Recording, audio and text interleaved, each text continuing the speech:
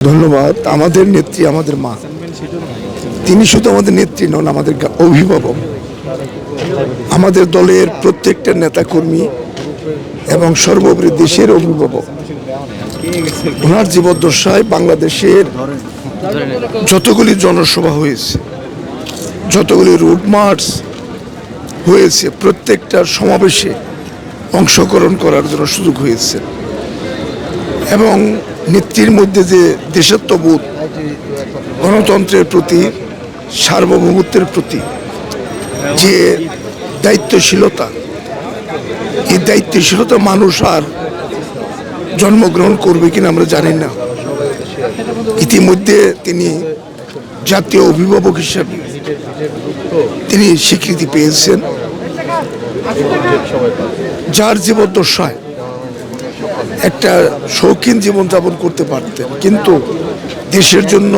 যুক্তরাষ্ট্রের এক নম্বর gym chain gold gym এখন আবারও বাংলাদেশে বসুন্ধরা আবাসিক এলাকা ও বসুন্ধরা সিটি শপিং মলে।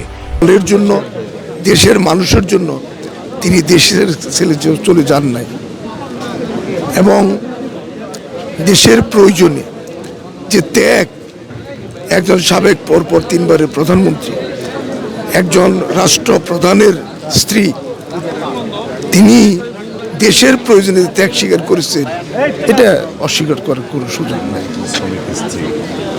আমরা দেখেছি উনি একটা জায়েজে একটা পাবলিক মিটিং, শ্রমিকের জনসভায় 1 মেতে তিনি বলেছেন যে আমি একজন শ্রমিকের স্ত্রী হিসেবে আমি গর্ববোধ করি। অর্থাৎ এই যে দলের বিভিন্ন নেতাকর্মীকে বিভিন্ন প্রক্রিয়ায় একটা মূল্যায়ন করা, তার কথায় এটা আমাদের গর্বের বিষয়।